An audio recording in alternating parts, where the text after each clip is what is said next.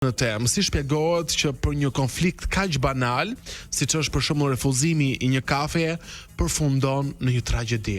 Çfarë tregon kjo për ne si shoqëri, Eva? Ju bëri një intro shumë të bukur kur thatë kemi një ditë me diell dhe përfatëmisht shoqëria shqiptare vetë ne kemi një ditë shumë me diell nga moti jon i mirë, por për fat keq shoqërinë e kemi në një mjergull.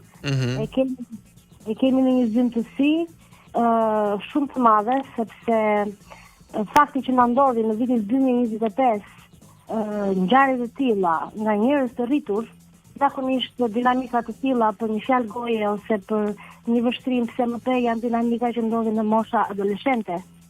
Janë dinamika që ndodhin tek grup mosha të cilat nuk e mendojnë mirë, janë akoma në kriza identiteti, janë akoma në vendosje territore, kush e ti dhe kush jam unë.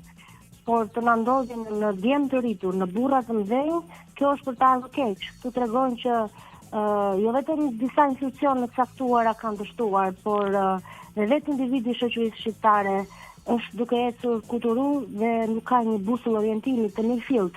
Çfarë bëjnë pa zotrin në orën 2 të mëngjesit për jashta? Nuk ishin kalimtar të rastit viktimat ose ata që janë burgosur tashmë.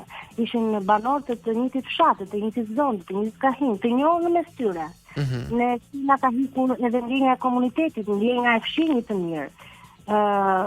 Ka shumë në tekst e gjithë ndodhia që ka ndodhur. Ka shumë dilema, ka shumë pikpyetje mbi familjen, ka shumë pikpyetje mbi djalin dhe mbi burrin shqiptar të ditës së sotme. Në fakt janë hedhur dhe hije dyshimi nëse vërtet janë vrarë për një kafe apo ka diçka më tej, megjithëse kjo i mbetet instancave ligjore përkatëse për ta sqaruar në vijim, po apo jetojmë ne, Eva, në një shoqëri që e ka humbur kontrollin ndaj impulsit, ka humbur empatinë ndaj jetëve njerëzore dhe nga se ushqehet gjithë kjo dhunë, gjithë ky agresivitet në një shoqëri si e jona, dhe agresiviteti mjafton të japësh makinës të Tiranë dhe e kupton që ne e kemi humbur pak kontrollin ndaj impulsit, të gjithë agresiv, të gjithë të haxhituar, nuk di domethënë nga ushqehet gjithë kjo dhunë. Është një ndjenjë shumë e madhe pa mjaftueshmërie, një pangopshmëri shumë e madhe të gjithë brezat në shoqëri, të gjitha grup moshave, pothuajse të gjitha anëtarët e shoqërisë. Unë do të kisha një thirrje sociologjike për të gjithë ata që po dëgjojnë tani ne në këtë bashkë që dim.